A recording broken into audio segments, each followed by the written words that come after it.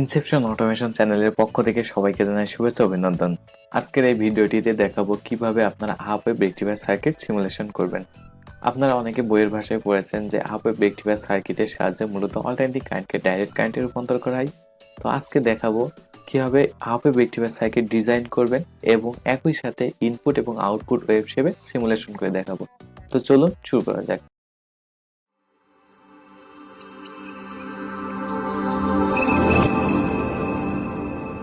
তো সবার প্রথমে আমি আমার ল্যাপটপ থেকে একটি সফটওয়্যার ওপেন করে নিয়েছি। এখন আমাদের যে হাফ ওয়েভ সার্কিটটি ডিজাইন করার জন্য যে কম্পোনেন্টগুলো প্রয়োজন হবে আমি এক এক করে সবগুলো কম্পোনেন্ট নিয়ে নিব এবং সার্কিটটি ডিজাইন করব।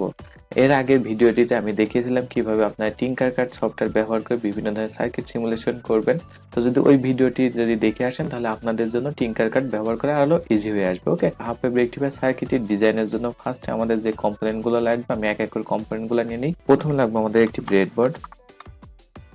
ব্রেডবোর্ড লেখা মাত্রই কিন্তু আমাদের এখানে অনেকগুলো ব্রেডবোর্ড চলে আসছে। তো আমি এখান থেকে স্মল ব্রেডবোর্ড নিব, স্মল ব্রেডবোর্ড। দেন আমাদের লাগবে একটি ডায়োড, আমি এখান থেকে একটি ডায়োড নিব। দেন ডায়োড নেওয়ার পর আমাদের একটি লোড হিসেবে আমরা ইউজ করবো হচ্ছে রেজিস্টার। দেন আমি একটি রেজিস্টার নিয়ে নিলাম। দেন এরপর আমাদের লাগবে সিগন্যাল নেওয়ার জন্য, আসলে যে আমরা এসি সিগন্যাল বা ডিসি সিগন্যাল নেওয়ার জন্য আমাদের প্রয়োজন হবে একটি সিগন্যাল জেনারেটর। তো আমি এখান থেকে নিচের থেকে যে সিগন্যাল জেনারেটর আছে এই সিগন্যাল জেনারেটরটি নিয়ে নিব, বা ফাংশন জেনারেটর বলেন বা সিগন্যাল জেনারেটর যেটাই বলেন না কেন, আমরা একটি সিগন্যাল জেনারেটর নিয়ে নিলাম। দেন আমাদের এখন প্রয়োজন হবে অসিলোস্কোপ, অর্থাৎ অসিলোস্কোপের সাহায্যে মূলত আমরা ইনপুট এবং আউটপুট যে ওয়েভ শেপটি আছে এটা দেখবো। তো আমি এর জন্য একটি অসিলোস্কোপ নিয়ে নিচ্ছি। এটি হচ্ছে আমাদের আউটপুটের সিগন্যাল পরিমাপ করার জন্য অসিলোস্কোপ, এবং আমাদের ইনপুটের জন্য আরেকটি অসিলোস্কোপ লাগবে। ওকে, আমি দুইটি অসিলোস্কোপ নিয়ে নিয়েছি। দুইটি অসিলোস্কোপ নেওয়ার পর এখন জাস্ট কি করবো, এটাগুলো একটু আমরা একটু সুন্দরভাবে ডিজাইন করবো। ওকে, তো আমি এটা একটু জুম করে নিই। জুম করে নেওয়ার পর এখন আমাদের প্রয়োজন হবে ডিজাইন করার। তো আমরা জানি হচ্ছে যে আমাদের হাফ ওয়েভ রেকটিফায়ারে মূলত একটি মাত্র ডায়োড ইউজ করা হয়, এজন্য আমি একটি মাত্র ডায়োড নিয়েছি এবং ডায়োডটিকে আমরা একটু রোটেট করে নিই। ওকে, আমাদের রোটেট করা শেষ। এখন আমি এখান থেকে ডায়োডটা বসাই দিই এবং এখান থেকে আমার লাগবে হচ্ছে একটি লোড রেজিস্টার হিসেবে আমি এখান থেকে একটি রেজিস্টার ইউজ করেছি। ওকে, তো আপনারা এখান থেকে রেজিস্টার হিসেবে লাইট ইউজ করতে পারবেন বা এলইডি নিতে পারবেন, কোনো বিষয় না। এখন আমাদের ওয়্যারিং করার প্রয়োজন। আমি এখন ওয়্যারিং গুলো একটু টেনে দিই। প্রথমে আমি নেগেটিভ ওয়্যারটা টেনে দিই। ওকে, নেগেটিভ, আমাদের যতগুলা সার্কিটের নেগেটিভ ওয়্যার আছে সবগুলো আমি নেগেটিভ ওয়্যারগুলো সংযুক্ত করে নিব। তো আমরা জানি নেগেটিভ ওয়্যারগুলো সাধারণত ব্ল্যাক ওয়্যার হয়ে থাকে, ব্ল্যাক কালার। তো আমি এখান থেকে কালারটা চেঞ্জ করে ব্ল্যাক করে নিই। দেন আমাদের যে দুইটা অসিলোস্কোপ আছে আমরা দুইটা অসিলোস্কোপটাই কানেকশন করে নিব এক এক করে। আমি দুইটা অসিলোস্কোপ এক জায়গায় নিয়ে আসি। দেন আমাদের একটা ইনপুট অসিলোস্কোপ এবং আরেকটা আছে আমাদের আউটপুট অসিলোস্কোপ। ওকে, তো ফার্স্টে আমাদের যেটা দেখতে পাচ্ছেন এটা হচ্ছে আমাদের আউটপুট অসিলোস্কোপ হিসেবে আমি ব্যবহার করতে যাচ্ছি। দেন আমাদের এখানে যে পজিটিভটি ওয়্যার আছে আমি পজিটিভ ওয়্যারটি পজিটিভের সাথে যুক্ত করে দিই। দেন এটা এখান থেকে পজিটিভ ওয়্যারটির জন্য আমি এটাকে রেড কালার ইউজ করব। দেন আমি এখান থেকে এটাকে রেড কালার করে দিই। ওকে, এটা রেড। দেন পরেরটা হচ্ছে ব্ল্যাক, আমি ব্ল্যাকটা ইউজ করবো হচ্ছে নেগেটিভের জন্য। ওকে, হ্যাঁ, নেগেটিভ ব্ল্যাক, এটাকে কালার চেঞ্জ করে এখান থেকে ব্ল্যাক করে দিই। দেন ব্ল্যাক, অর্থাৎ আমার আউটপুটে যে অসিলোস্কোপটি আছে আউটপুট অসিলোস্কোপটি সংযোগ দেওয়া শেষ। এখন আমি ইনপুটের জন্য সংযোগ দিব। তো ইনপুটের জন্য প্রথমে আগে আমার ইনপুটে পজিটিভ সাপ্লাই দিতে দেওয়ার প্রয়োজন হবে। তো আমি পজিটিভ সাপ্লাইয়ের জন্য এখান থেকে জাস্ট ডায়োডটির সাথে সংযুক্ত করে দিই। ওকে, সংযুক্ত দেওয়া শেষ। এখন পজিটিভ সাপ্লাই হিসেবে আমি এখান থেকে রেড কালারের ওয়্যার ইউজ করব। দেন এটাকে রেড করে দিই। দেন আমাদের পজিটিভ সাপ্লাই দেওয়া শেষ। এখন পজিটিভে যে সাপ্লাইটি আছে এটার আউটপুট ওয়েভ শেপ দেখার জন্য এখান থেকে অসিলোস্কোপ সংযুক্ত করব। দেন অসিলোস্কোপের জন্য এটা আমাদের পজিটিভ ওয়্যার। দেন আমি এখান থেকে এটাতে পজিটিভ ওয়্যার সংযুক্ত করে দিই। ওকে, দেন এখান থেকে আমি সংযুক্ত করে দিই। আমরা জানি যে যে ব্রেডবোর্ডের যে লাইনগুলো আছে এখানে দেখতে পাচ্ছি অনেকগুলো ছিদ্র আছে। মূলত ব্রেডবোর্ডগুলো আছে আপনার কলাম বরাবর শর্ট থাকে এবং সারি বরাবর ওপেন থাকে। দেখেন আমি যখনই মাউস পয়েন্টার নিয়ে আসছি তখনই কিন্তু এখান থেকে দেখাচ্ছে যে এই সারি বরাবর যেটা আছে এটা আছে সবগুলা শর্ট এবং রো বরাবর কিন্তু সব ওপেন। এখানে দেখেন রো বরাবর কোনো কানেকশন নাই, অর্থাৎ কলাম বরাবর আপনার সবগুলা কি আছে, শর্ট আছে। আপনি যদি প্রথমটা ইউজ করেন তো এইখানে যতগুলা পিন আছে বাকি সবগুলা পিন থেকে আপনি লাইনটি নিতে পারবেন। ওকে, আমি ব্রেডবোর্ড কানেকশন দেওয়া শেষ হয়ে গেছে। প্রথমটি পজিটিভের সাথে দেওয়া শেষ। এখন আমি শেষেরটি আছে যেটা এটার সাথে আমি নেগেটিভ ওয়্যার কানেকশন হবে। দেন নেগেটিভ ওয়্যার কানেকশনের জন্য আমরা এখান থেকে জাস্ট একটু ঘুরিয়ে দিই। ঘুরিয়ে দেওয়ার পরে আমি এখান থেকে জাস্ট এটার সাথে আমাদের নেগেটিভ ওয়্যারটা যুক্ত করে দিলাম। ওকে, জাস্ট একটু সুন্দরভাবে ডিজাইন করে দিই। দেন এই নেগেটিভের জন্য আমি এখান থেকে এটা ওয়্যার চেঞ্জ করে দিই ব্ল্যাক ওয়্যার দেওয়া শেষ। তো আমাদের সম্পূর্ণ সার্কিটটি ডিজাইন করা শেষ হয়ে গেছে। এখন জাস্ট আমরা কি করব, এটাকে সিমুলেশন করব। তো এটাকে সিমুলেশন করার জন্য আমি এখান থেকে স্টার্ট সিমুলেশন অফ, দেন এখানে কিন্তু একটা ফ্রিকোয়েন্সি সিগন্যাল আসছে। এখনো কিন্তু এটা আমরা ভালোভাবে বুঝতে পারছি না, কারণ আমরা এখনো এটার জন্য যে ফ্রিকোয়েন্সি সেট করা প্রয়োজন আমরা সেই ফ্রিকোয়েন্সিটা এখনো সেট করিনি।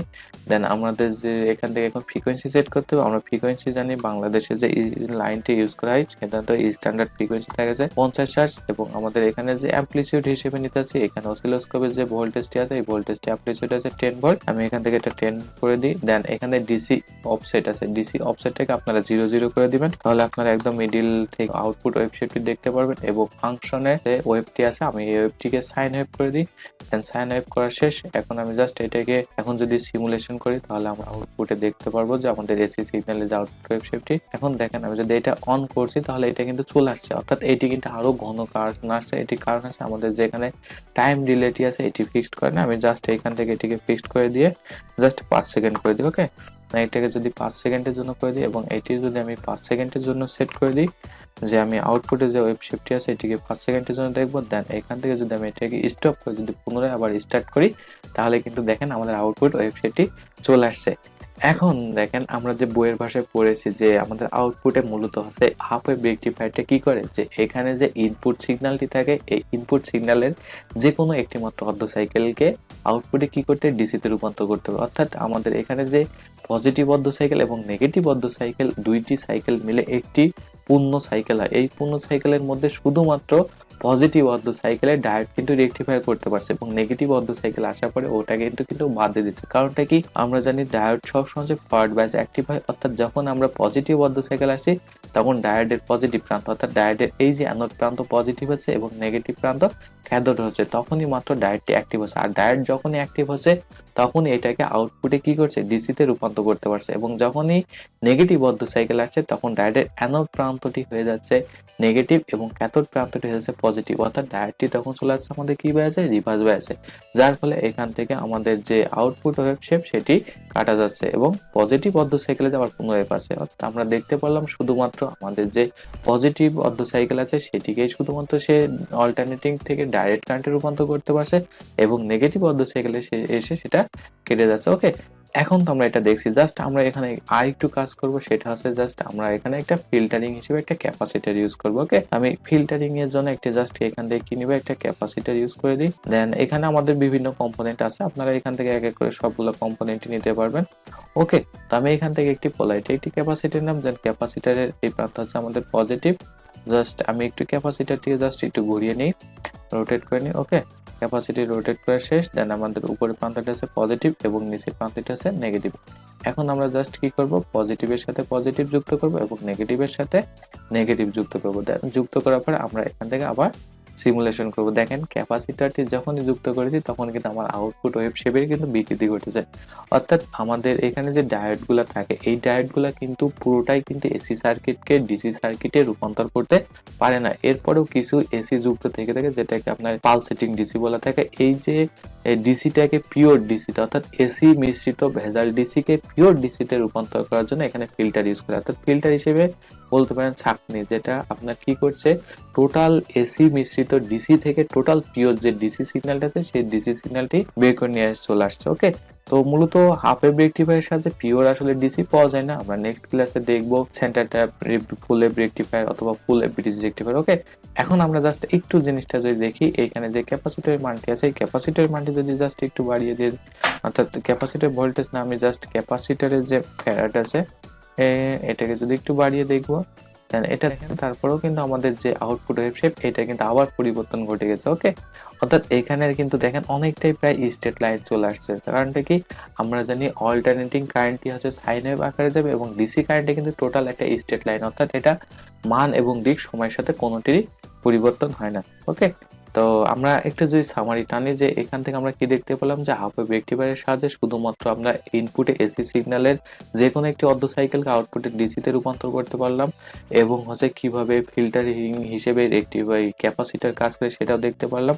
ওকে, তো আজকের ক্লাসে মূলত এতটুকু ছিল যে কিভাবে আমরা একটি সফটওয়্যারের সাহায্যে half wave rectifier circuit simulation করে দেখব এবং এখানে ফিল্টারিং হিসেবে ক্যাপাসিটর কতটুকু ভূমিকা রাখে। তো আমরা এই সিমুলেশনের মাধ্যমে দেখতে পেরেছি। যদি ভিডিওটি ভালো লেগে থাকে তাহলে লাইক, কমেন্ট, শেয়ার করবেন এবং এমন নতুন নতুন ভিডিও পেতে হলে আমাদের চ্যানেলটি সাবস্ক্রাইব করে পাশে থাকবেন। সবাইকে ধন্যবাদ।